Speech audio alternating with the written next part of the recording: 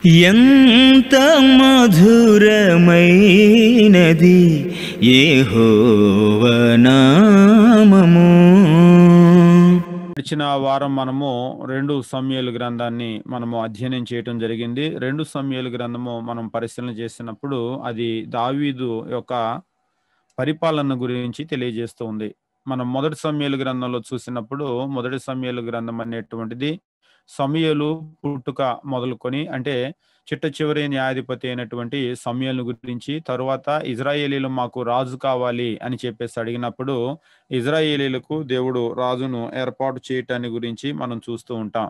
మొదటి రాజు అయినటువంటి సౌలు పరిపాలన మనము మొదటి సమూయేలు గ్రంథంలో చూస్తాము.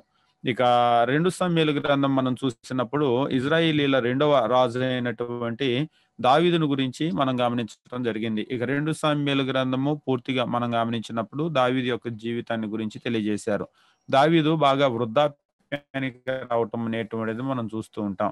ఇక తరువాత మొదటి రాజుల గ్రంథము మనం పరిశీలన చేసినప్పుడు మొదటి రాజుల గ్రంథం హెడ్డింగ్ పెట్టుకోండి.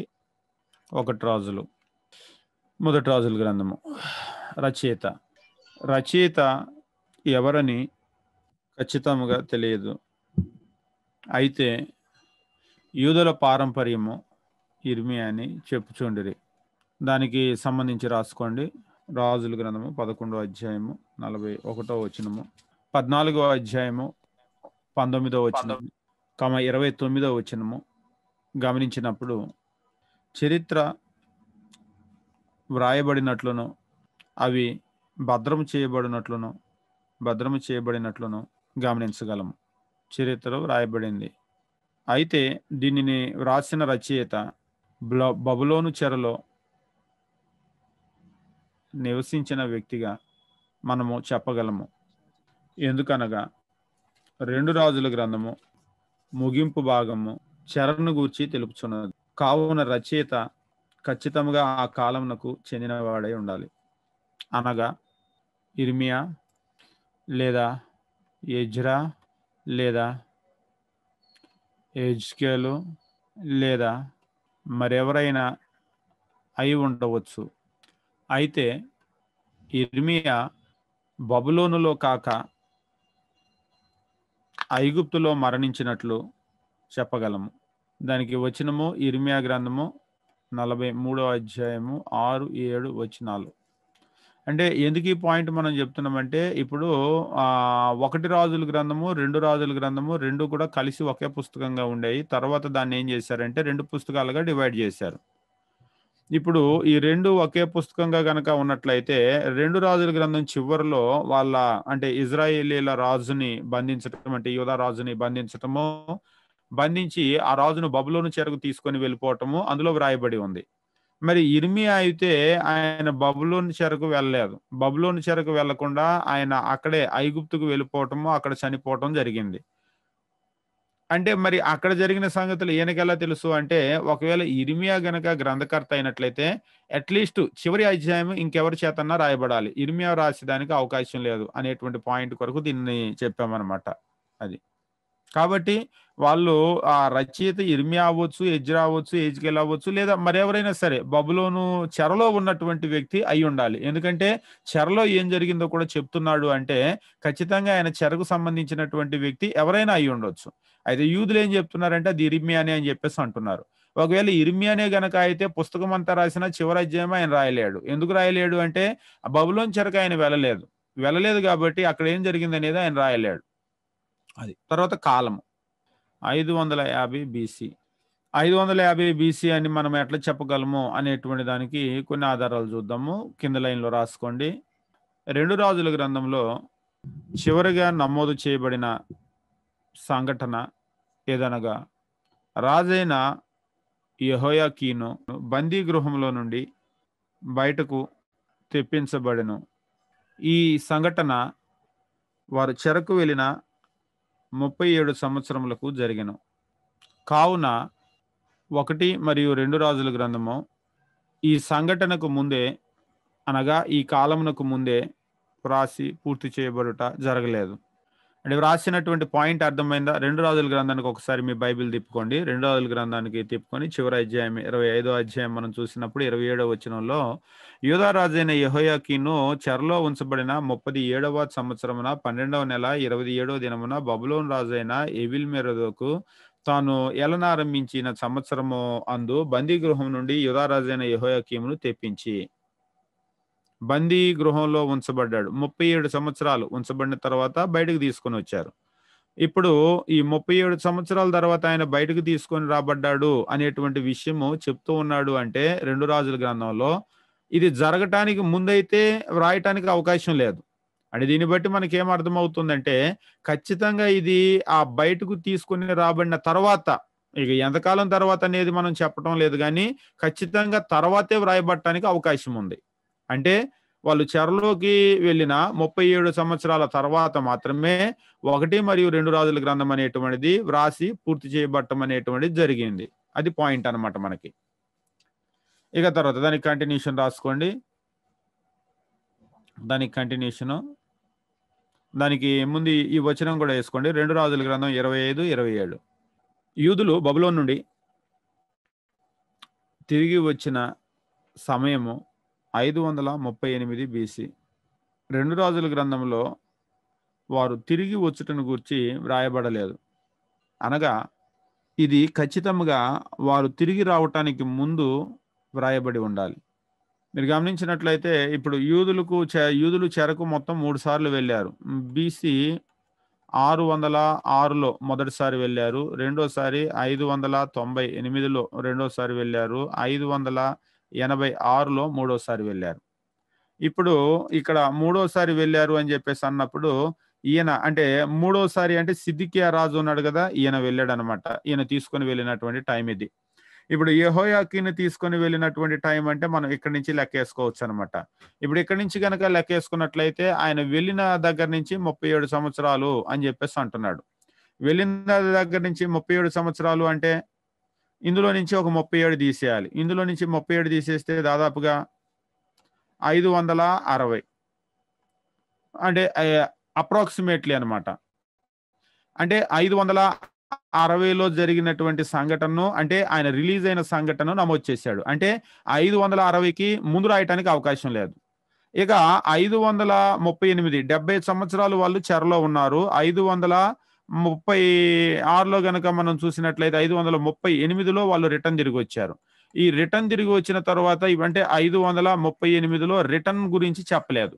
అంటే రిటర్న్ గురించి చెప్పలేదు అంటే దీని తర్వాత వ్రాసిన పుస్తకం కాదు, దీనికి ముందు రాసిన పుస్తకం కాదు. అంటే ఇది ఎక్కడ వ్రాయబడిన పుస్తకం అంటే ఈ 2 కాలాల మధ్యలో ఏదో ఒక టైంలో వ్రాయబడి ఉండాలి. అంటే 560కి 538కి మధ్యలో వ్రాయబడినటువంటి పుస్తకం అన్నమాట ఇది. పాయింట్ అర్థమైందా? అంటే 550 అని అప్రాక్సిమేట్ గా మీరు ఎలా చెప్పారు అని చెప్పేసి అంటే 550 అని చెప్పడానికి కలిగినటువంటి కారణం ఏమిటంటే ఇందులో యెహోయాకీను 37 సంవత్సరాల తర్వాత రిలీజ్ అయిన సంఘటన చెప్పాడు. అంటే 560లో జరిగింది సుమారుగా అది.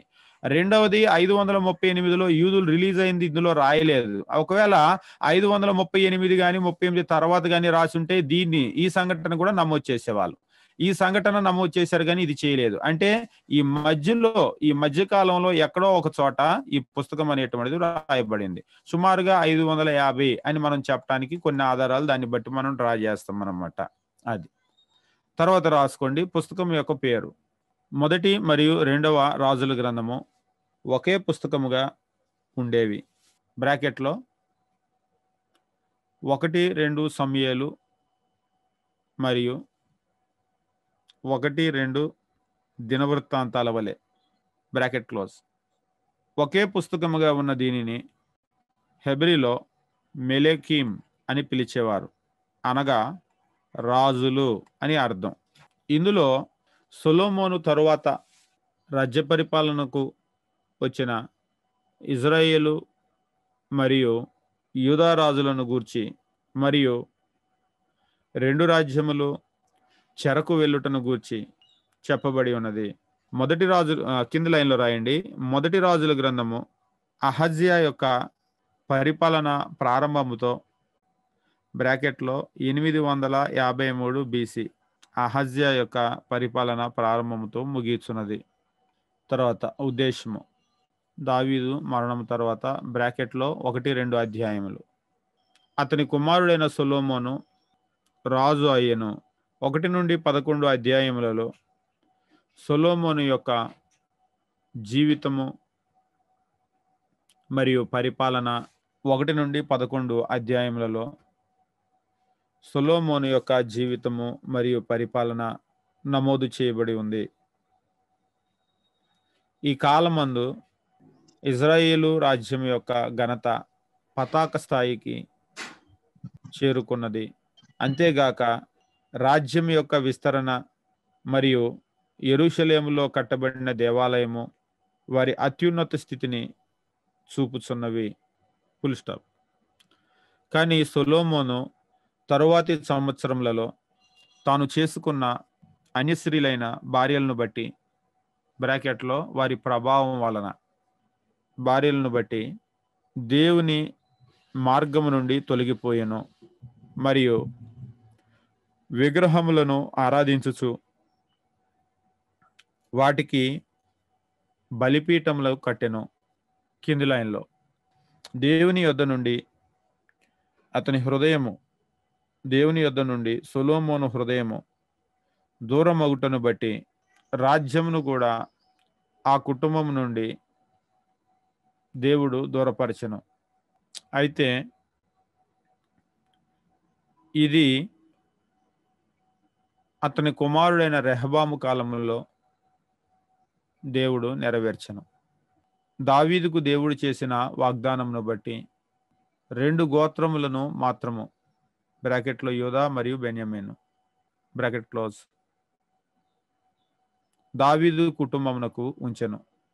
ఇది దక్షిణ రాజ్యముగాను లేదా యూదా రాజ్యముగాను పిలువబడినది. Full stop. మిగిలిన 10 గోత్రములు ఒక రాజ్యముగా ఏర్పడినవి.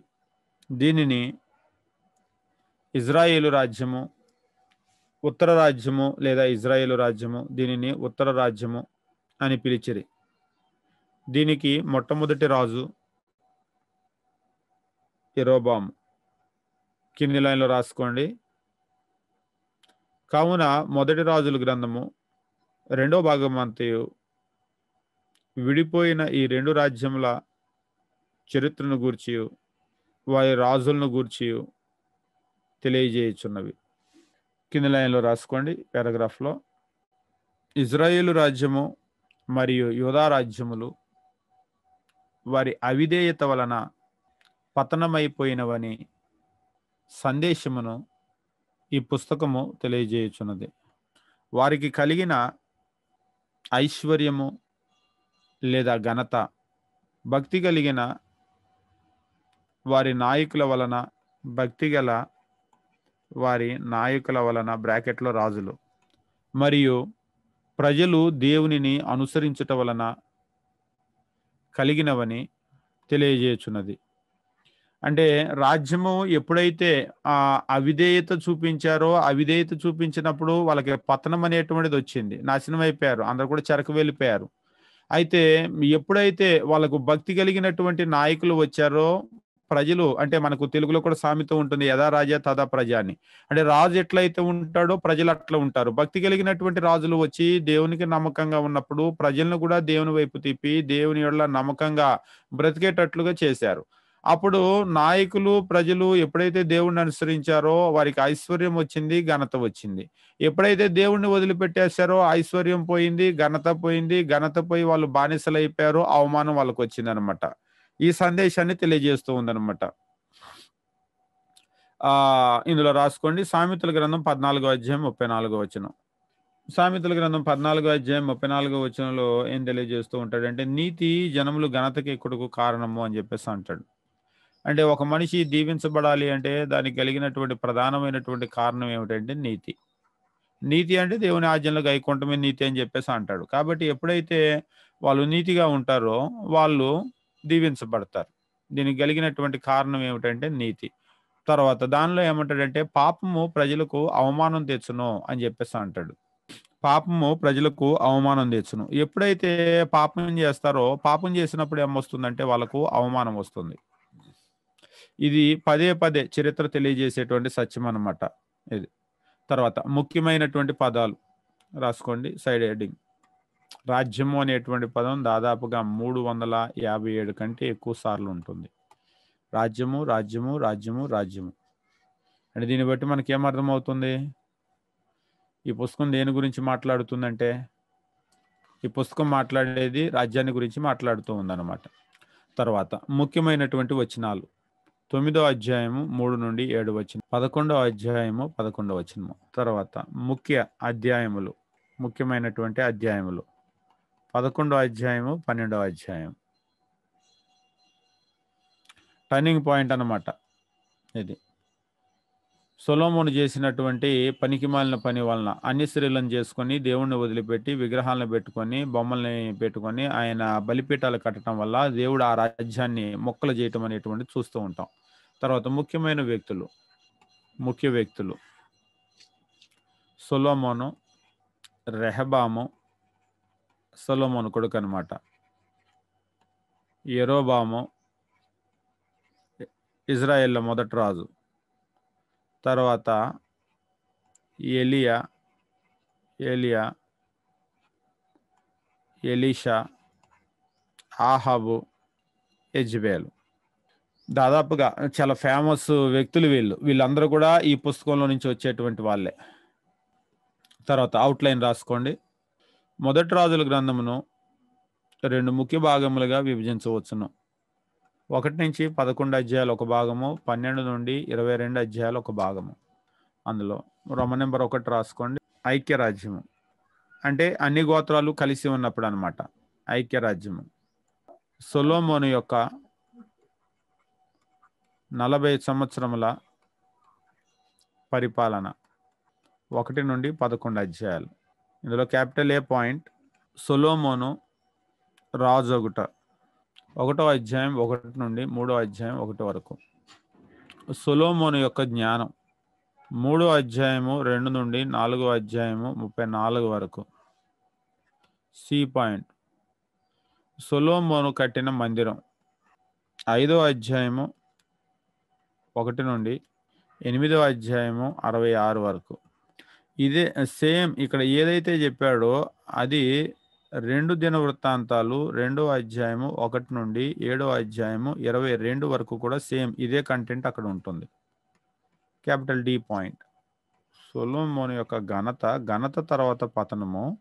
ఘనత 9వ అధ్యాయము 1 నుండి 10వ అధ్యాయము 29 వరకు. సేమ్ ఇదే 2 దినవృత్తాంతాల గ్రంథము 8వ అధ్యాయం 1 నుండి 9వ అధ్యాయం 28 వరకు ఉంటుంది. ఈ పాయింట్లో సొలొమోను యొక్క పతనం 11వ అధ్యాయము 1 నుంచి 43 వచనాలు. తర్వాత రోమన్ నెంబర్ 2 విడిపోయిన రాజ్యము. 2 రాజ్యముల మొదటి 80 సంవత్సరముల కాలం. అంటే విడిపోయిన తర్వాత ఫస్ట్ 80 సంవత్సరాలు ఏం జరిగింది అనేటువంటి విషయాన్ని చెప్తున్నాయి అనమాట. 12 నుండి 22 అధ్యాయాలు.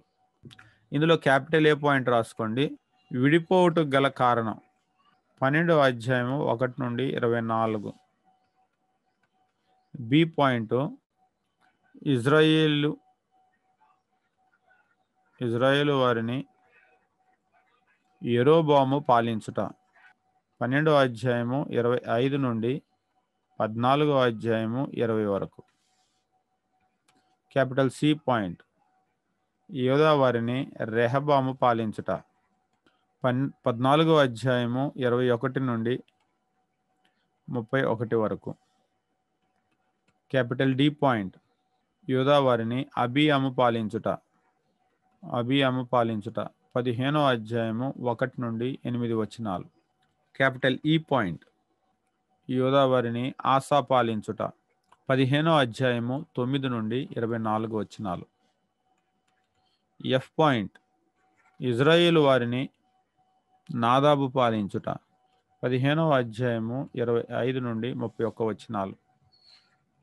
జీ పాయింట్ ఇజ్రాయేలు వారిని బాషా పాలించుట 15వ అధ్యాయము 32 నుండి 16వ అధ్యాయము 7 వరకు. హెచ్ పాయింట్ ఇజ్రాయేలు వారిని ఎలా పాలించుట 16వ అధ్యాయము 8 నుండి 14 వరకు. ఐ పాయింట్ ఇజ్రాయేలు వారిని జిమ్రీ పాలించుట 16వ అధ్యాయము 15 నుండి 20 వచనాలు.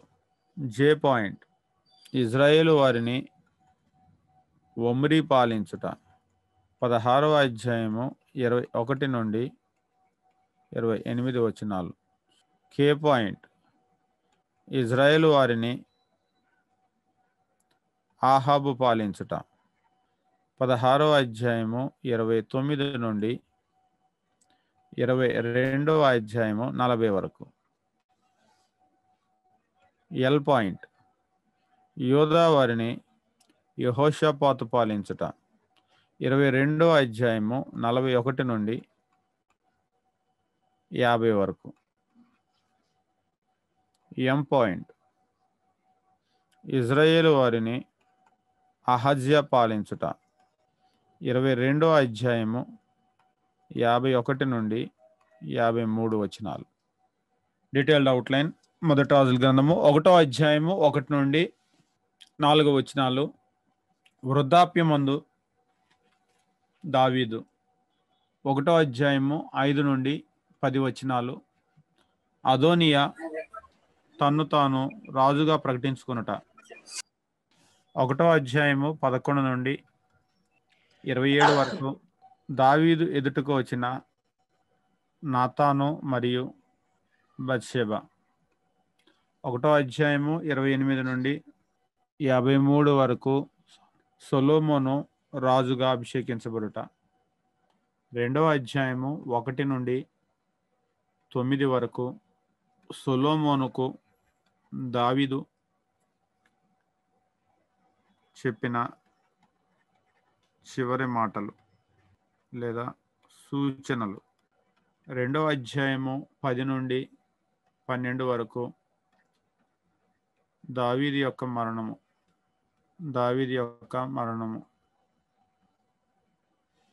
2వ అధ్యాయము 13 నుండి 46 వరకు.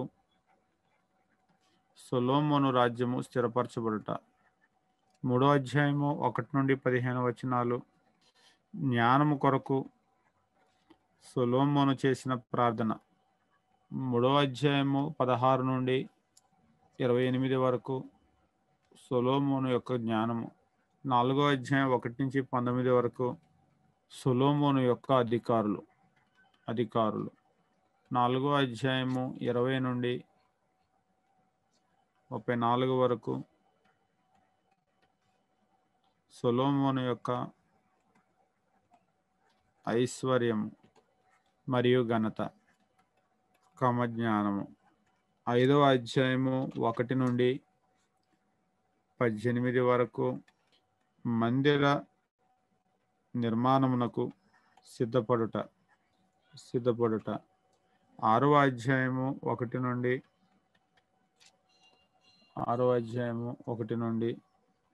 38 వరకు. సొలొమోను మందిరమును నిర్మించుట 7వ అధ్యాయము 1 నుండి 12 వరకు. సొలొమోను తన నగరును నిర్మించుకొనుట 7వ అధ్యాయము 13 నుండి 51 వరకు. మందిరము యొక్క సామాగ్రి 8వ అధ్యాయము 1 నుండి 11 వరకు. మందసమును మందిరంలోనికి తెచ్చుట 8వ అధ్యాయము 12 నుండి 21 వరకు. సొలొమోను దేవుని స్తుతించుట 8వ అధ్యాయము 22 నుండి 53 వరకు. సొలొమోను యొక్క ప్రార్థన బ్రాకెట్లో మందిర ప్రతిష్టకు 8వ అధ్యాయము 54 నుండి 61 వరకు. సొలొమోను యొక్క ముగింపు మాటలు 8వ అధ్యాయము 62 నుండి 66 వరకు సొలొమోను అర్పించిన బలులు. 9వ అధ్యాయము 1 నుండి 9 వరకు దేవుడు సొలొమోనుకు ప్రత్యక్షమగుట. 9వ అధ్యాయము 10 నుండి 28 వరకు సొలొమోను యొక్క ఇతర కార్యములు. 10వ అధ్యాయము 1 నుండి 13 వరకు షెబా దేశపు రాణి. 10వ అధ్యాయము 14 నుండి 29 వరకు సొలొమోను యొక్క గొప్ప ఐశ్వర్యం లేదా సంపద. 11వ అధ్యాయము 1 నుండి 8 వరకు సొలొమోను దేవుని నుండి తొలగిపోవుట. 11వ అధ్యాయము 9 నుండి 43 వరకు దేవుడు సొలొమోనుకు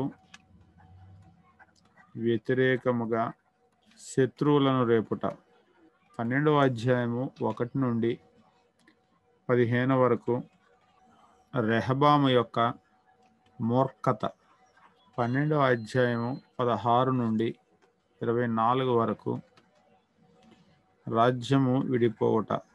12వ అధ్యాయము 25 నుండి 33 వరకు యెరోబాము చేయించిన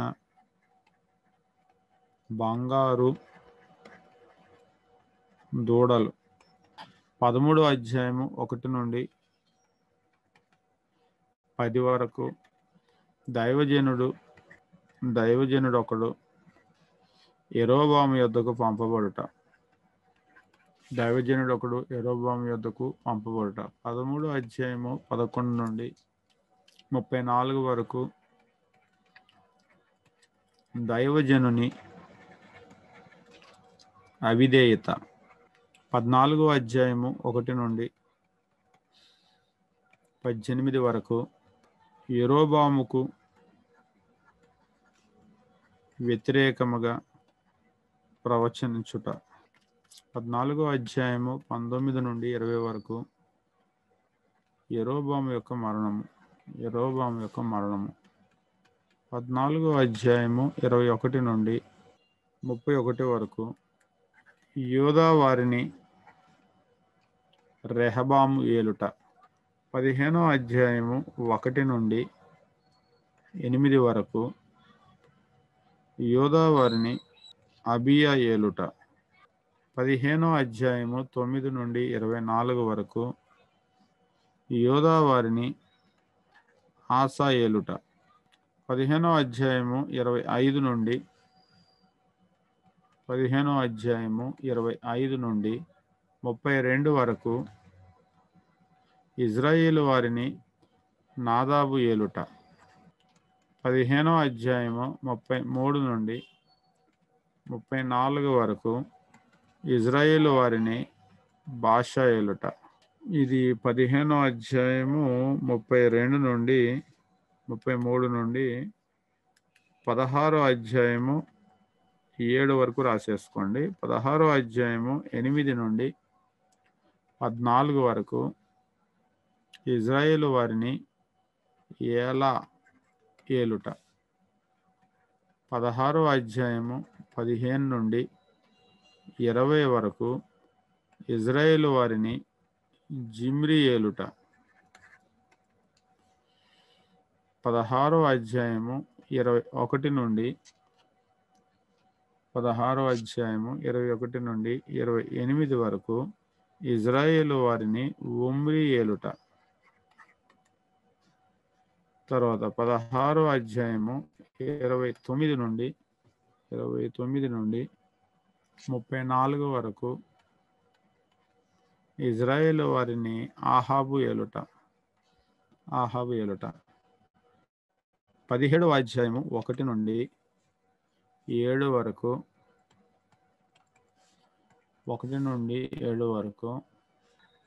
ఏలియా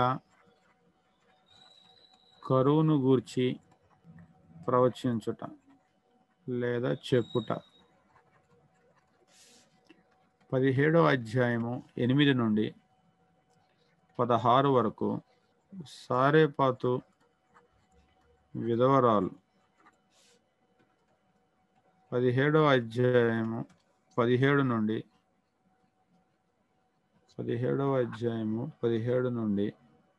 24 వరకు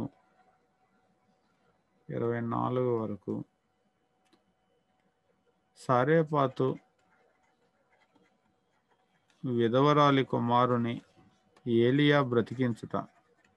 18వ అధ్యాయము 1 నుండి 19 వరకు ఏలియా ఆహాబు ఎదుటకు వచ్చుట. 18వ అధ్యాయము 20 నుండి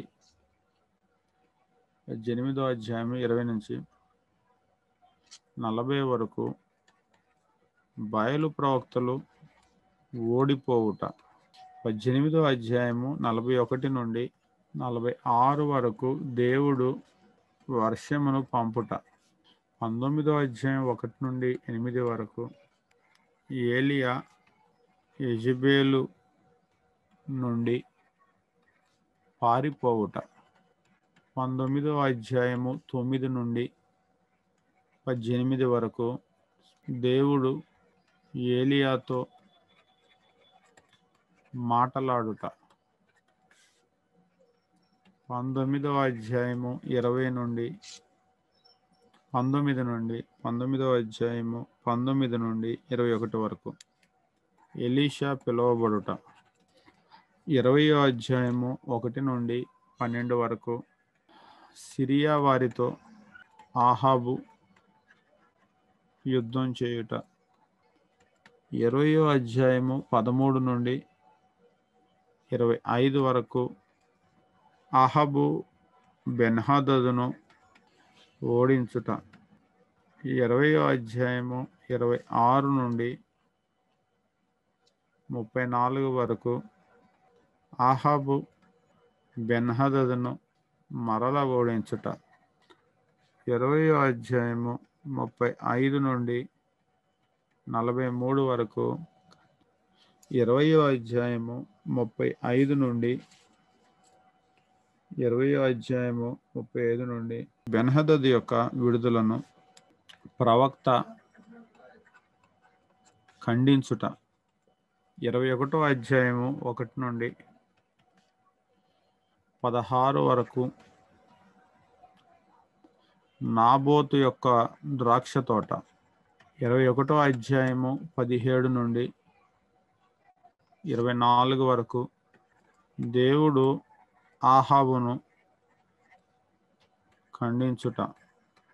21వ అధ్యాయము 25 నుండి 29 వరకు ఆహాబు యొక్క మారు మనస్సు. 22వ అధ్యాయము 1 నుండి 12 వరకు ఆహాబు మరియు అబద్ధ ప్రవక్తలు.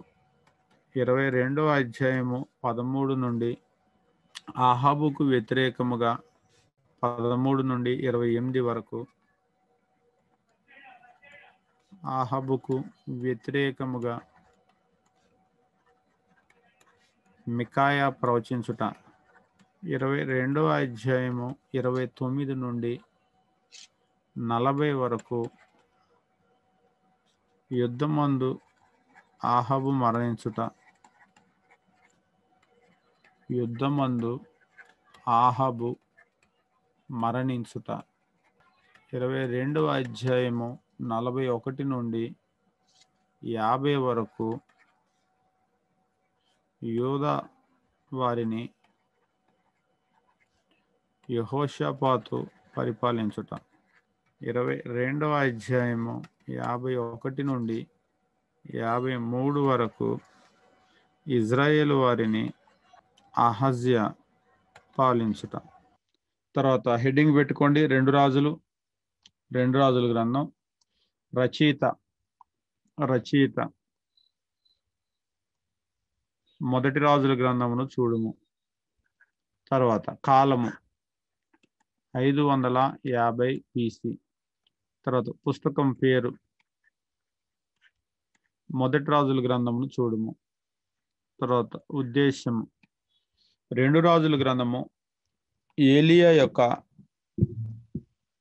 కొనసాగింపుగా వచ్చిన ప్రవక్త అయిన ఎలీషాను గూర్చి చెప్పుట మాత్రమే గాక 2 రాజ్యముల యొక్క చరిత్రను కూడా కొనసాగించుచున్నది. ఈ రెండు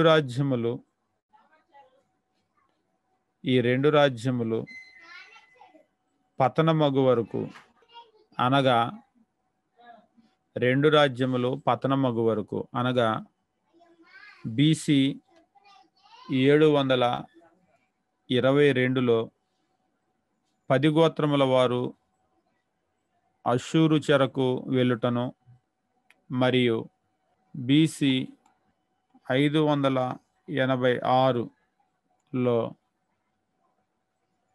2 గోత్రముల వారు బబులోను చెరకు వెళ్ళుటను చెప్పుచున్నది. ఈ 2 రాజ్యములను హెచ్చరించుటకు దేవుడు అనేక మంది ప్రవక్తలను పంపినను వారు మారు మనస్సు పొందకపోవుటను చూడగలము. Full stop. ఉద్దేశపూర్వకముగా చేసిన పాపము ఒక రాజ్యమునకు లేదా జనాంగమునకు నాశనమును తెచ్చును అని 2 రాజుల గ్రంథము బోధించుచున్నది. Full stop. 1 మరియు 2 సమూయేలు గ్రంథములలో రాజ్యము యొక్క పుట్టుకను, మొదటి రాజుల గ్రంథములో రాజ్యము విడిపోవుటను, మరియు 2 రాజుల గ్రంథములో రాజ్యము చెదరిపోవుటను బ్రాకెట్లో చెరకు వెళ్ళుటను చూడగలము. అవిధేయులు బ్రాకెట్లో దేవునిపై తిరుగుబాటు చేయువారు, అవిధేయులు దేవుని చేత క్రమశిక్షణ చేయబడుదురనియు దేవుడు వారిని శిక్షించుననియు ఈ పుస్తకము బోధించుచున్నది. 2 రాజ్యములు కూడా వారి రాజులు ప్రజలను నీతి మార్గమందు బ్రాకెట్లో దేవుని ఆజ్ఞలు బ్రాకెట్ క్లోజ్ నీతి మార్గమందు నడపలేకపోవుటను బట్టే కూలిపోయినవని గ్రహించగలము.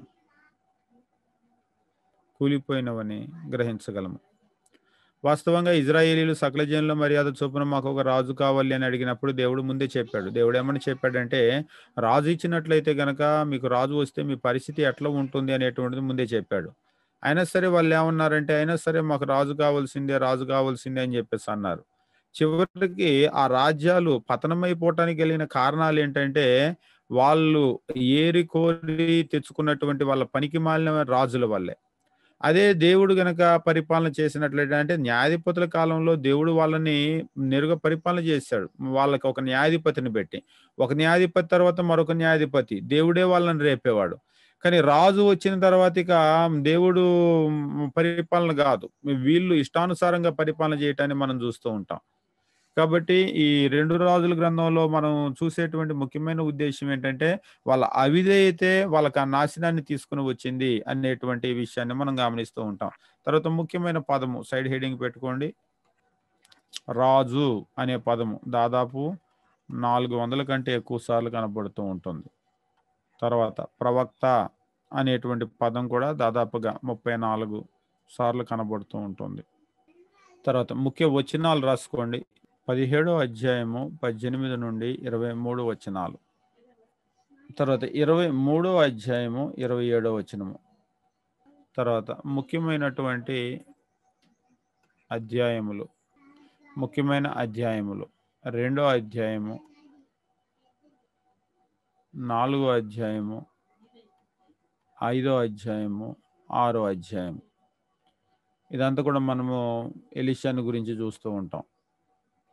తర్వాత 17వ అధ్యాయము, 18 మరియు 19 అధ్యాయములు, తర్వాత 22, 23 అధ్యాయములు, 24, 25 అధ్యాయములు. మనము 2, 4, 5, 6 అధ్యాయాలు చూసినప్పుడు ఎలీషాను గురించి చూస్తాము. 17, 18, 19 అష్షూరు వాళ్ళు రావటము, 10 గోత్రాలను చెరకు తీసుకొని వెళ్ళటము, తర్వాత యూదా మీద కూడా వాళ్ళు యుద్ధానికి రావటము, దాదాపుగా వాళ్ళు మనం అంటూ ఉంటాం కదా, సావు తప్పి కనులు అట్టుపోవటము, అలాగే సింహం నోట్లో దాకా వెళ్ళి వాళ్ళు వెనక్కి రావటం, దాన్ని మనం చూస్తూ ఉంటాం. తర్వాత 22, 23 అధ్యాయాలు మనం చూసినప్పుడు యోషియా అనేటువంటి ఒక బాలుడైనటువంటి ఒక వ్యక్తి వచ్చి దేవుని యెడల ఎంత భక్తిగా జీవించాడో ఆయన మనం చూస్తూ ఉంటాం. దాదాపుగా మనం చూసినప్పుడు దావీదు తర్వాత మరలా దేవుని యందు అంత భక్తి కనపరిచినటువంటి రాజు ఎవరైనా ఉన్నారా అంటే ఈ యోషియా పేరే వస్తుంది. ఆయన తర్వాత ఇంకే పేరైనా సరే. తర్వాత 24, 25 అధ్యాయాల్లో మరలా బబులోను వాళ్ళు రావటము, చెరకు తీసుకొని వెళ్ళటము, ఈ విషయాల గురించి మనం గమనిస్తూ ఉంటాం. తర్వాత ముఖ్యమైనటువంటి వ్యక్తులు రాసుకోండి: ఏలియా, ఎలీషా, యోషియా, నయమాను, హిజ్కియా. వాస్తవంగా ఈ పుస్తకాన్ని గనక మనం చూసినట్లయితే ఏలియా తర్వాత సేవలోకి వచ్చినటువంటి ఎలీషాని గురించి మనం చూస్తూ ఉంటాము. ప్రారంభ అధ్యాయాల్లో ఆయన గురించే తెలియజేస్తూ ఉంటారు. ఇక ఎలీషా తర్వాత గనక మనం చూసినట్లయితే ఎలీషా యొక్క కాలంలోనే నయమాన్ రావటము చాలా ఫేమస్ వచ్చిన భాగం మనందరికి కూడా తెలుస్తూ ఉంటుంది. కుష్ఠరోగి అయినటువంటి నయమాన్ రావటం, అదంతా కూడా ఎలీషా ఆయన్ని స్వస్థపరచడం చూస్తూ ఉంటాం. ఇక తర్వాత విడిపోయినటువంటి రాజ్యము 10 గోత్రాల వాళ్ళు పతాక స్థాయికి చేరింది. వాళ్ళ పాపము, అవిధేయత అనేటువంటిది. దేవుడు అష్షూరు వాళ్ళని తీసుకొని వచ్చి వాళ్ళని చెరలోనికి పంపించడాన్ని మనం చూస్తూ ఉంటాం. దాదాపుగా 17వ అధ్యాయంలో ఆ విషయాల గురించి నమోదు చేయబడింది. అష్షూరు వాళ్ళు వచ్చి 10 గోత్రాల వాళ్ళని తీసుకొని రావటం మాత్రమే కాదు, వాళ్ళు దారిలో వచ్చేటప్పుడు అందరినీ కూడా గెలుచుకొని వస్తూ ఉంటారు. ఒకవేళ మీరు మ్యాప్ గనక చూసినట్లయితే అష్షూరు వాళ్ళు బయలుదేరి వచ్చేటప్పుడు దారిలో మొత్తం గెలుచుకొని వచ్చి 10 గోత్రాల వాళ్ళని గెలుచుకొని వచ్చి ఇజ్రాయెల్ రాజ్యం కూడా మీరు చూసినప్పుడు ఇజ్రాయెల్ రాజ్యం ఇలా గనక ఉన్నట్లయితే పై భాగంలో ఉండేటువంటి 10 గోత్రాలు, ఇక కింది భాగంలోకి వచ్చేసరికి ఈ 2 గోత్రాలు. వీళ్ళు ఏం చేశారంటే ఇటు నుంచి వచ్చినటువంటి అష్షూరు వాళ్ళు ఈ దారిలో వాళ్ళందరినీ గెలుచుకొని వెళ్ళిపోయారు. మొత్తం గెలుచుకొని వచ్చారు. ఈ 10 గోత్రాల వాళ్ళని కూడా గెలిచారు. గెలిచిన తర్వాత ఈ 2 గోత్రాలు యూదా రాజ్యం మీద కూడా వచ్చారు. ఆల్మోస్ట్ యూదా రాజ్యం కూడా ఇక వాళ్ళు క్యాప్చర్ చేసేటువంటి సమయంలో హిజ్కియా దేవుని దగ్గరికి వెళ్ళి చేసినటువంటి ప్రార్థన వలన దేవుడు వీళ్ళని తప్పిస్తాడు. దీన్ని మనం చూస్తూ ఉంటాం అన్నమాట ఇదంతా కూడా. ఇక తర్వాత ఈ 2 గోత్రాల వాళ్ళ రాజ్యం మిగిలింది గాని, అంటే దాదాపుగా వీళ్ళు 722లో చెరకు వెళ్ళిపోయారు. 10 గోత్రాల వాళ్ళది క్లోజ్ అయిపోయింది వీళ్ళ చరిత్ర అనేటువంటిది. వెళ్ళిపోతే 586 వరకు ఈ 2 గోత్రాల వాళ్ళ చరిత్ర అనేటువంటిది కొనసాగింది గాని, దాదాపుగా మీరు గనుక చూసినట్లయితే వీళ్ళు వెళ్ళిపోయిన తర్వాత కూడా దాదాపు ఒక 140, 150 సంవత్సరాలు కాలం అనేటువంటిది వీళ్ళు ఇంకా ఒక రాజ్యంగా నిలబడ్డారు గాని వీళ్ళకంటే ఎక్కువ భ్రష్టులుగా అయిపోయారు వీళ్ళు. వీళ్ళకంటే ఎక్కువ అవిధేయులు, వీళ్ళకంటే ఎక్కువ పాపం చేసిన దాన్ని బట్టి దేవుడు వీళ్ళని బబులోను చెరకు పంపించేశాడు. బబులోను వాళ్ళని తీసుకొని వచ్చి. మరి వాళ్ళకంటే వీళ్ళే ఎక్కువ దుష్టులైనప్పుడు మరి వీళ్ళని ఎందుకండి తీసుకొని వచ్చాడు వెనక్కి అని చెప్పేసి అంటూ ఉంటారు. ఎందుకు తీసుకొని వచ్చాడు అంటే దేవుడు అబ్రహాముతో చేసిన వాగ్దానం, నీ సంతానం నుంచి ఈ లోకంలోనికి నేను రక్షణ తీసుకుని వస్తాను అని దేవుడు చేసినటువంటి, అంటే భూలోకంలోని సమస్త వంశములు నీ వలన ఆశీర్వదించబడును అని అబ్రహాముతో చేసినటువంటి వాగ్దానం. అబ్రహాము తర్వాత దేవుడు యూదా గోత్రంతో చేసినటువంటి వాగ్దానం, తర్వాత దావీదు కుటుంబంతో చేసినటువంటి వాగ్దానం. అందుకనే ఈ యూదా గోత్రాన్ని మాత్రం సపరేట్ గా 2 గోత్రాల రాజ్యంగా పెట్టి మిగిలిందంతా 10 గోత్రాలు చేశాడు. ఈ 10 గోత్రాల వాళ్ళు చెరకు వెళ్ళారు. ఇక తిరిగి వచ్చిన రికార్డు లేదు. ఈ 2 గోత్రాల వాళ్ళని మాత్రం తిరిగి తీసుకొని వచ్చాడు. ఎందుకు తీసుకొని వచ్చాడంటే ఇందులో నుంచి లోకరక్షకుడు అంటే మెస్సియ రావాలి. అందుకొరకు మాత్రము ఈ శేషాన్ని ఉంచాడు. దీన్ని మనం చూస్తూ ఉంటాం అన్నమాట. అవుట్లైన్ రాసుకోండి. 2 రాజుల గ్రంథమును కూడా 2 భాగములుగా విభజించవచ్చును. 1 నుండి 17 అధ్యాయములు 2 రాజ్యముల యొక్క చరిత్ర. 17 అధ్యాయంలో వాళ్ళు అష్షూరు చెరకు వెళ్ళిపోయిన తర్వాత ఇక 18 నుండి 25 అధ్యాయములు యూదా రాజ్యము యొక్క చరిత్ర. ఇందులో రోమన్ నెంబర్ 1 రాసుకోండి. విడిపోయిన రాజ్యము 1వ అధ్యాయము 1 నుండి 17వ అధ్యాయము 41 వరకు. అందులో క్యాపిటల్ ఏ పాయింట్ ఇజ్రాయేలు వారిని అహజ్యా పాలించుట. 1వ అధ్యాయం 1 నుంచి 18 వచనాలు. తర్వాత క్యాపిటల్ బి పాయింట్ 2వ అధ్యాయము ఇజ్రాయేలు వారిని యెహోరాము పాలించుట. 2వ అధ్యాయము 1 నుండి 8వ అధ్యాయము 15 వరకు. ఇందులో సబ్ పాయింట్ 1 ఎలియా ఆరోహణమగుట. 2వ అధ్యాయము 1 నుంచి 11. 2వ పాయింట్ ఎలీషా యొక్క సేవ ప్రారంభం. 2వ అధ్యాయము 12 నుండి 25 వచనాలు. 3వ పాయింట్ మోయాబుపై యెహోరాము 3వ అధ్యాయము 1 నుండి 27. 4వ పాయింట్ ఎలీషా యొక్క పరిచర్య. 4వ అధ్యాయం 1 నుండి 8వ అధ్యాయం 15 వరకు. క్యాపిటల్ సి పాయింట్ యూదా వారిని యెహోరాము పాలించుట. ఇక్కడ మీరు కన్ఫ్యూజ్ అవ్వకండి. ఇజ్రాయేల్ వారిని యెహోరాము, యూదా వారిని యెహోరాము అంటే ఒకడే కాదు. ఇప్పుడు సుబ్బారావు, అప్పారావు అలా చాలా మందికి ఒకే పేరు ఉంటుంది. అలాగా యెహోరాము అనేటువంటి పేరు వాళ్ళు పెట్టుకున్నారు ఒక వ్యక్తికి, వీళ్ళు పెట్టుకున్నారు వ్యక్తికి. కాబట్టి 2 కూడా ఒకే వ్యక్తి కాదు, ఒకే పేరు అంతే. యూదా వారిని యెహోరాము పాలించుట. క్యాపిటల్ సి పాయింట్ 8వ అధ్యాయము 16 నుండి 24 వచనాలు. క్యాపిటల్ డి పాయింట్ యూదా వారిని అహజ్యా పాలించుట. 8వ అధ్యాయము 25 నుండి 29 వచనాలు. క్యాపిటల్ ఈ పాయింట్ ఇజ్రాయేలు వారిని యేహూ పాలించుట. 9వ అధ్యాయము 1 నుండి 10వ అధ్యాయము 36 వరకు. ఎఫ్ పాయింట్ యూదా వారిని అత్తల్యా పాలించుట. 11వ అధ్యాయము 1 నుండి 16 వచనాలు. జీ పాయింట్ యూదా వారిని యోవాషు పాలించుట.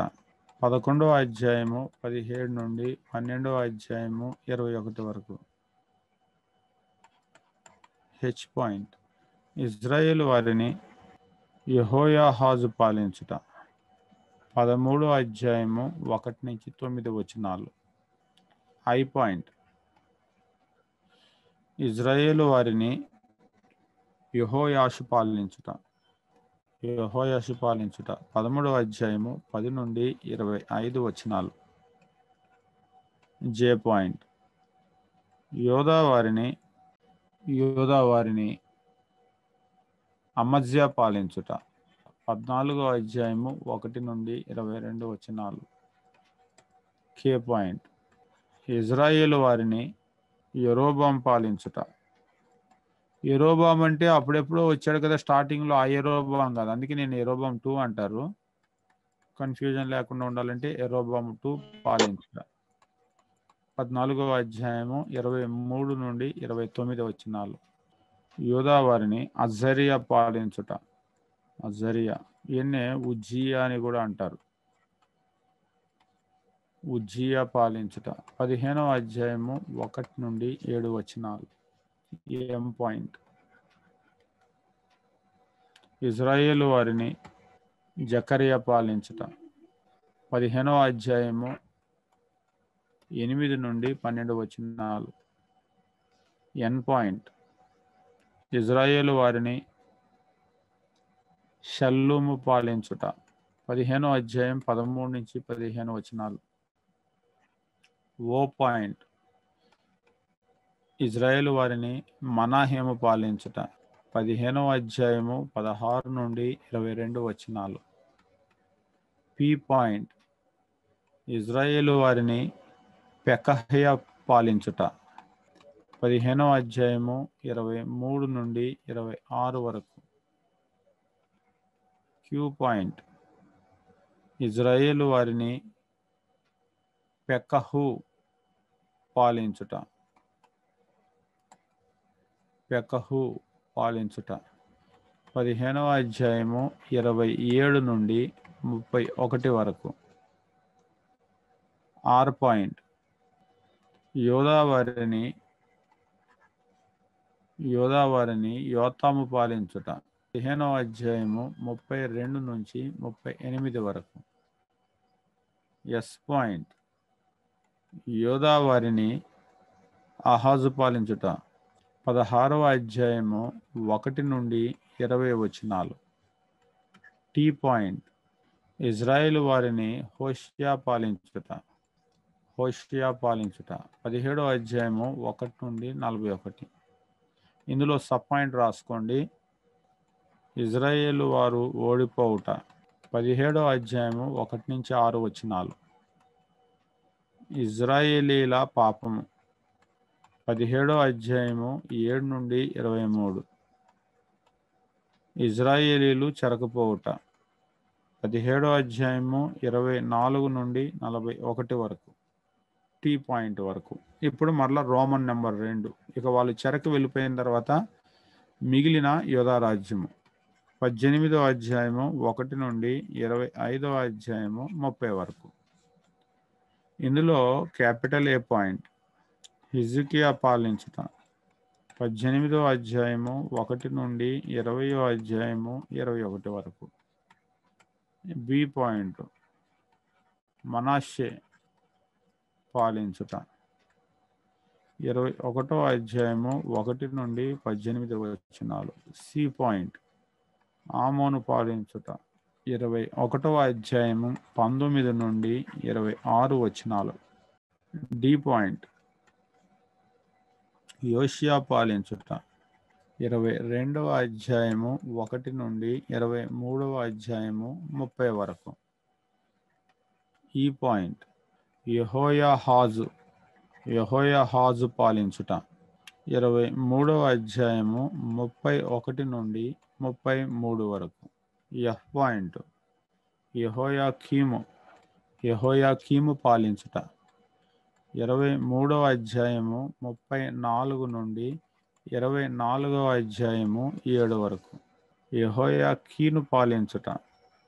24వ అధ్యాయము 8 నుండి 16 వచనాలు.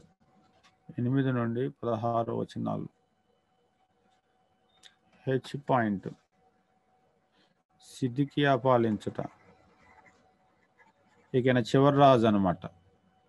సిద్కియా పాలించుట. 24వ అధ్యాయము 17వ వచనం నుండి 25వ అధ్యాయము 21వ వచనం వరకు. ఇందులో సబ్ పాయింట్ 1, బబులోను వారిపై తిరుగుబాటు చేయుట మరియు మందిరము నాశనము చేయబడుట. 24వ అధ్యాయము 17 నుండి 25వ అధ్యాయము 10 వరకు. రెండవది, బబులోనుకు చివరిగా అంటే మూడవసారి చెరకు వెళ్ళుట. 25వ అధ్యాయము 22 నుండి 26. తర్వాత ఐ పాయింట్, గెదల్యను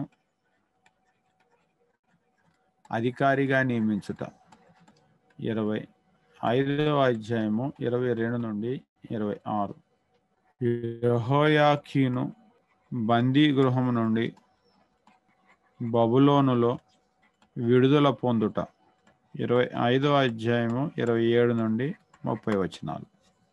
2 రాజుల గ్రంథము ముఖ్యంగా 2 భాగాలు చేయొచ్చు. మొదటి భాగము మనం గమనించినప్పుడు 2 రాజ్యాల యొక్క చరిత్రను కొనసాగించాడు. తర్వాత 10 గోత్రాల వాళ్ళు చెరకు వెళ్ళిపోయారు 17వ అధ్యాయం వరకు. ఇక తర్వాత మనం గమనించినప్పుడు 18వ అధ్యాయం దగ్గర నుంచి 25వ అధ్యాయం వరకు కేవలము మిగిలినటువంటి యూదా రాజ్యము దాని చరిత్రనే కొనసాగించాడు. చివరి అధ్యాయానికి వచ్చేసరికి వాళ్ళు కూడా బబులోను చెరకు వెళ్ళిపోయారు.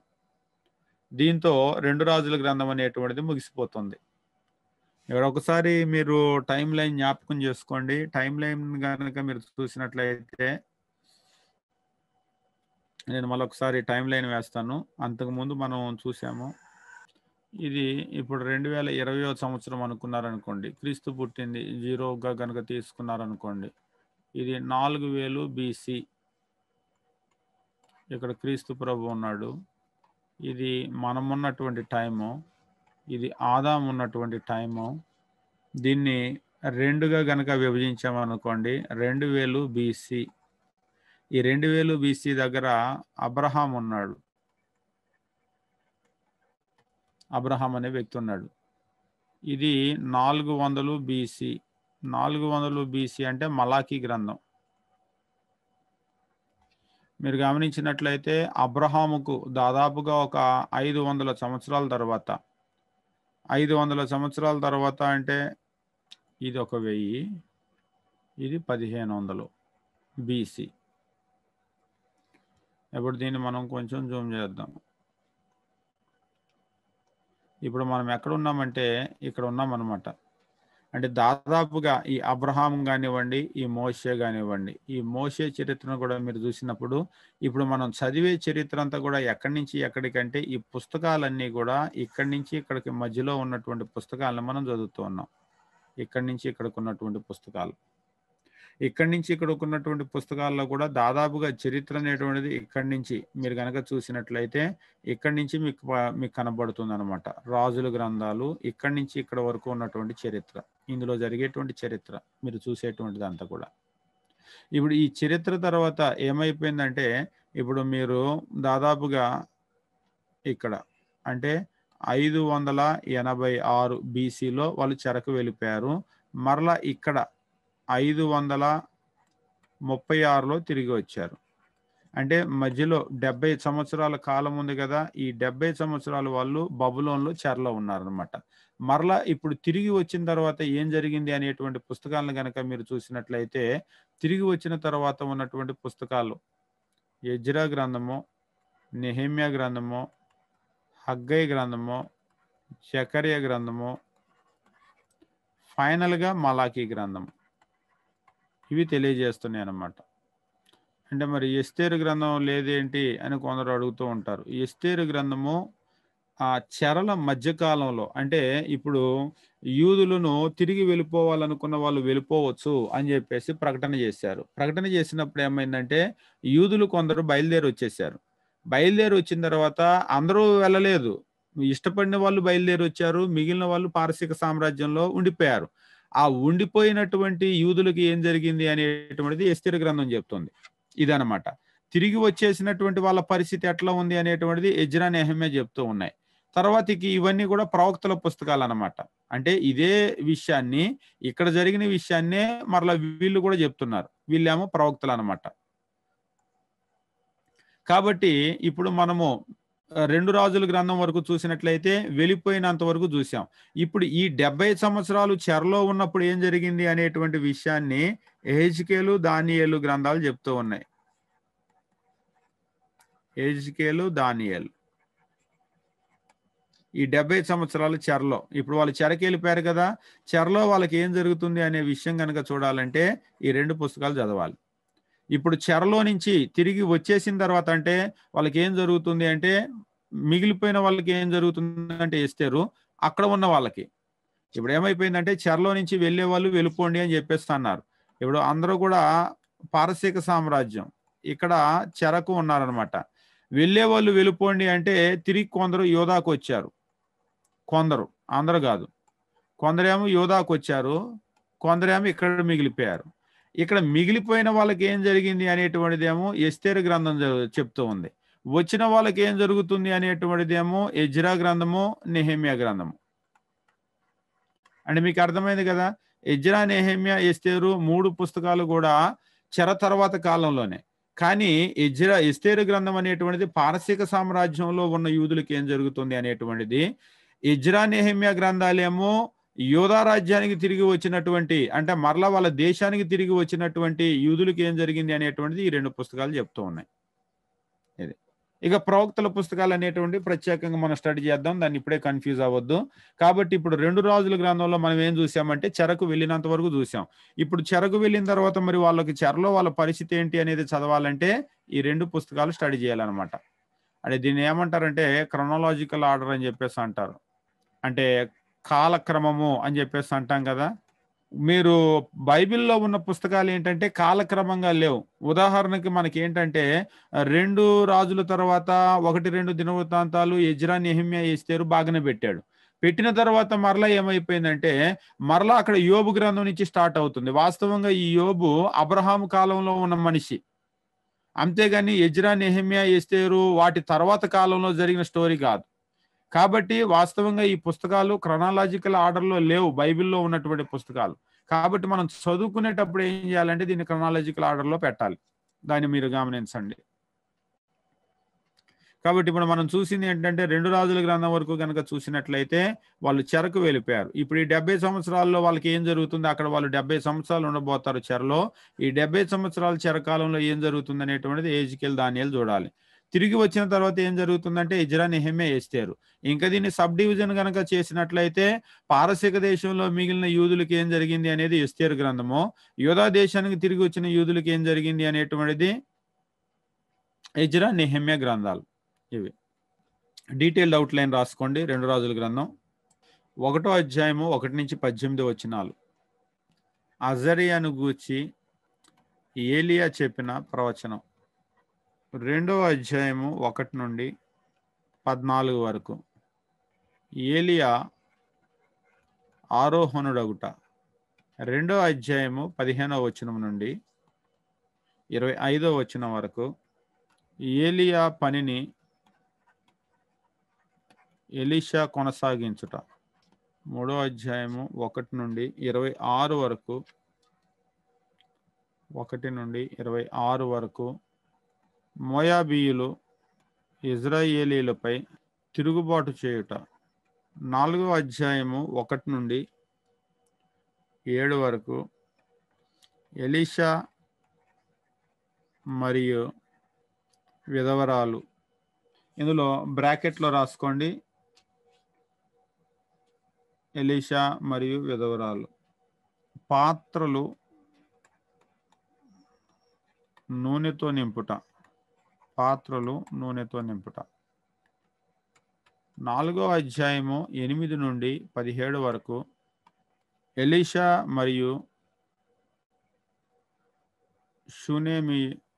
షూనేము స్త్రీ. 4 అధ్యాయము 18 నుండి 37 వరకు.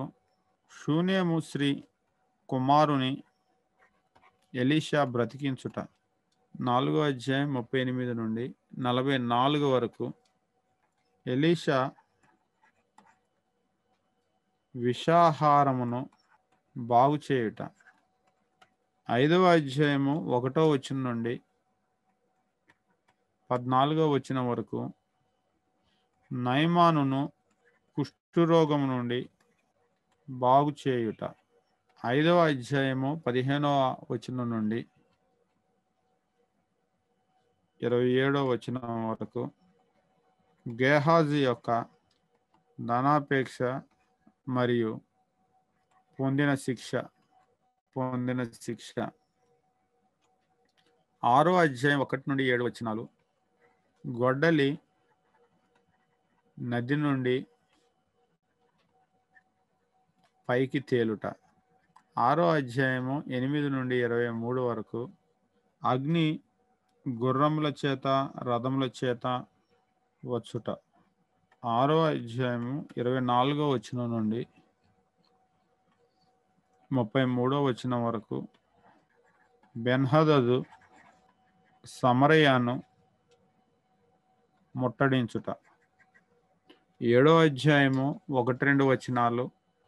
ఎలీషా ఆహారమును వాగ్దానము చేయుట. 7వ అధ్యాయము 3 నుండి 20 వచనాలు. సిరియనులు పారిపోవుట. 8వ అధ్యాయము 1 నుండి 6 వచనాలు. షూనేము స్త్రీ భూమి తిరిగి ఇప్పించుట. 8వ అధ్యాయము 7 నుండి 15 వచనాలు. హజాయేలు బెన్హదదును చంపుట. హజాయేలు బెన్హదదును చంపుట. 8వ అధ్యాయము 16వ వచనం నుండి 24వ వచనం వరకు. యోధా వారిని యెహోరాము ఏలుట. 8వ అధ్యాయము 25 నుండి 29 వరకు. యోధా వారిని అహజ్యా ఏలుట. 9వ అధ్యాయము 1 నుండి 13 వరకు. ఇజ్రాయేలు వారిపై రాజుగా యేహూ అభిషేకించబడుట. 9వ అధ్యాయము 14వ వచనం నుండి 29వ వచనం వరకు. యేహూ ఇజ్రాయేలు రాజును యోధా రాజును చంపుట. 9వ అధ్యాయము 30 నుండి 37 వరకు. యేహూ యెజెబెలును చంపుట. 10వ అధ్యాయము 1 నుండి 17 వరకు. యేహూ ఆహాబు సంతానమును చంపుట. 10వ అధ్యాయము 18 నుండి 27 వరకు. యేహూ బయలు ప్రవక్తలను చంపుట. 10వ అధ్యాయము 28 నుండి 36 వరకు. ఇజ్రాయేలు వారిని యేహూ ఏలుట. యేహూ పాలించుట.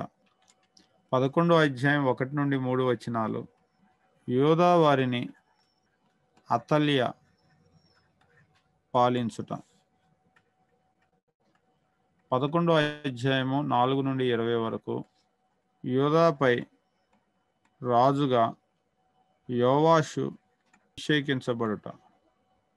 11వ అధ్యాయము 21 నుండి 12వ అధ్యాయం 3 వరకు. యోధాపై యోవాషు ఏలుట. 12వ అధ్యాయము 4 నుండి 18 వరకు. యోవాషు మందిరమును బాగు చేయించుట. 12వ అధ్యాయము 19 నుండి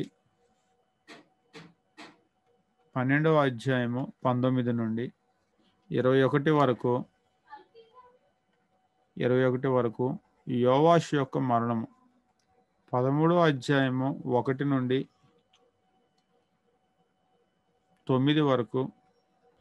ఇజ్రాయేలు వారిని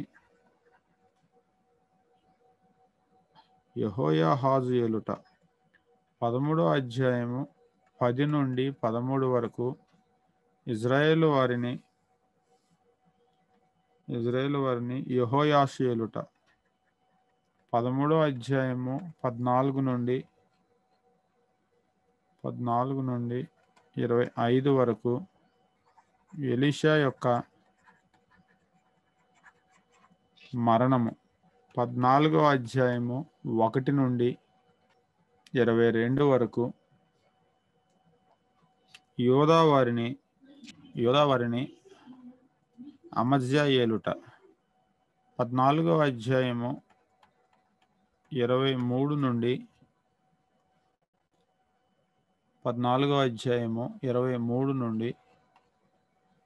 29 వరకు.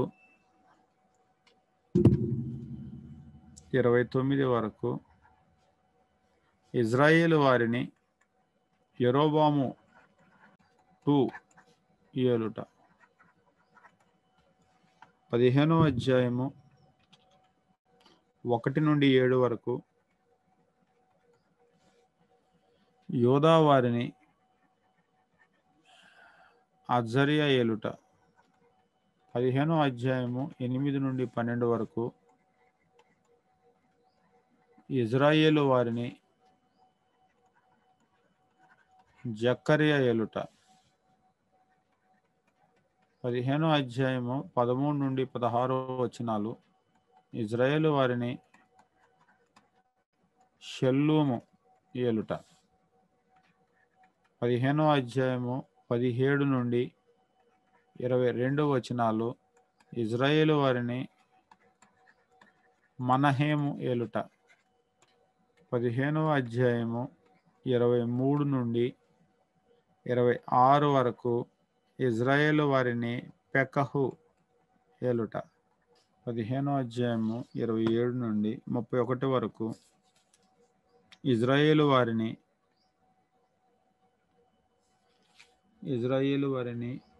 పెకహు. పైది పెకహ్యా అని రాయండి. ఇందాక పెకహు అని రాశారు కదా, పైన పెకహ్యా అని రాయండి. ఇది పెకహు అని రాయండి. 15వ అధ్యాయము 32 నుండి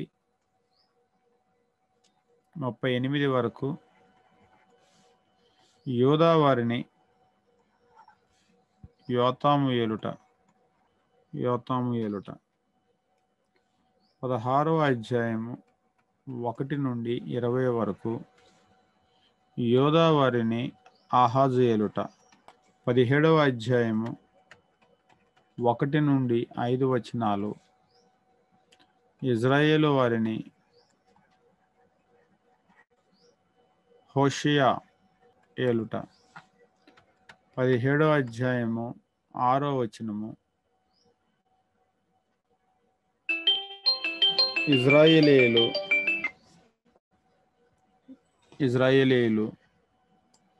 6వ వచనము ఇజ్రాయేలీయులు చెరకు వెళ్ళుట.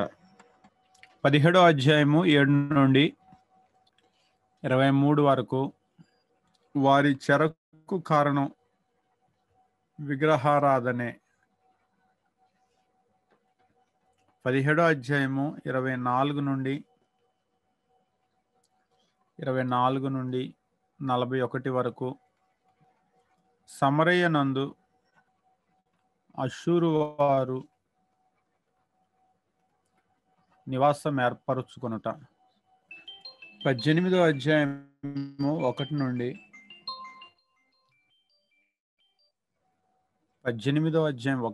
12 వరకు యోధా వారిని హిజ్కియా ఏలుట. 18వ అధ్యాయము 13 నుండి 37 వరకు యోధాను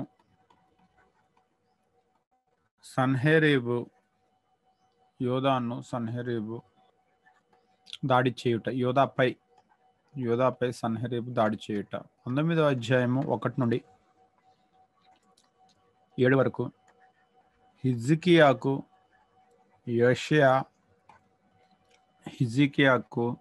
యోషియా దాడి జరగదని చెప్పుట. 19వ అధ్యాయము 8 నుండి 13 వరకు సన్హెరీబు దేవుని దూషించుట.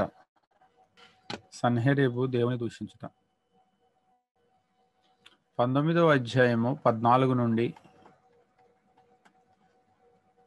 19 వరకు హిజ్కియా చేసిన ప్రార్థన. 19వ అధ్యాయము 20 నుండి 37 వరకు సన్హెరీబు యొక్క పతనమును యోషియా ప్రవచించుట.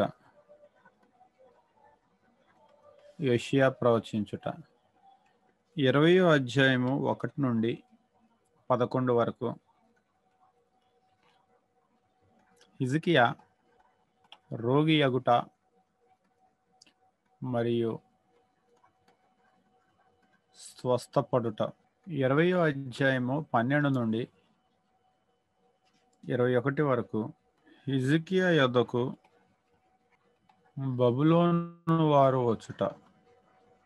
21వ అధ్యాయము 1 నుండి 9 వరకు 1 నుండి 9 వరకు యోధా వారిని మనష్షే పాలించుట. 21వ అధ్యాయము 10 నుండి 18 వరకు మనష్షే యొక్క విగ్రహారాధన. 21వ అధ్యాయము 19 నుండి 26 వరకు యోధా వారిని ఆమోను ఏలుట. 22వ అధ్యాయము 1-2 వచనాలు యోధా వారిని యోషియా ఏలుట. 22వ అధ్యాయము 3-7 వచనాలు యోషియా మందిరమును బాగు చేయించుట. 22వ అధ్యాయము 8 నుండి 20 వచనాలు హిల్కియా దేవుని ధర్మశాస్త్ర గ్రంథమును కనుగొనుట. 23వ అధ్యాయము 1 నుండి 20 వరకు యోషియా తెచ్చిన సంస్కరణలు. 23వ అధ్యాయము 21 నుండి 27 వరకు యోషియా పస్కా పండుగను ప్రారంభించుట లేదా చేయుట. అంటే ప్రారంభించడం అంటే ఇప్పుడు ప్రారంభించడం ఏంటనుకోవద్దు. మధ్యలో దేవుని ధర్మశాస్త్ర గ్రంథం మిస్ అయిపోయి వాళ్ళు దేవుడు చెప్పిన ప్రకారంగా చేయటమో ఆగిపోయింది. 23వ అధ్యాయము 28 నుండి 30 వరకు యుద్ధమందు యోషియా మరణించుట. 23వ అధ్యాయము 31 నుండి 35 వరకు యెహోయాహాజు యొక్క పరిపాలన మరియు చెరకు వెళ్ళుట. 23వ అధ్యాయము 36 నుండి 24వ అధ్యాయము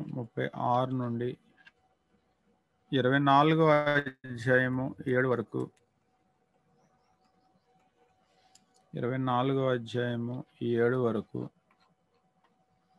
యెహోయాకీము యోధానందు యెహోయాకీము ఏలుట.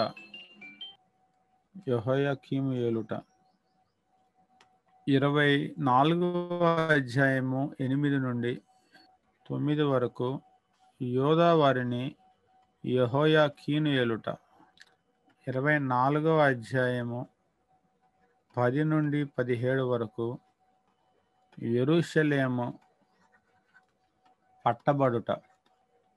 24వ అధ్యాయము 18 నుండి యోధా వారిని సిద్కియా ఏలుట. 18 నుండి 20 వచనాలు. 25వ అధ్యాయము 1 నుండి 21 వరకు యోధా వారు ఓడిపోవుట మరియు చెరకు వెళ్ళుట. 25వ అధ్యాయము 22 నుండి 26 వరకు 22 నుండి 26 వరకు గెదల్యాను యోధాపై అధిపతిగా ఉంచుట. 25వ అధ్యాయము 27 నుండి 30 వరకు యెహోయాకీను బందీ గృహము నుండి విడుదల పొందుట.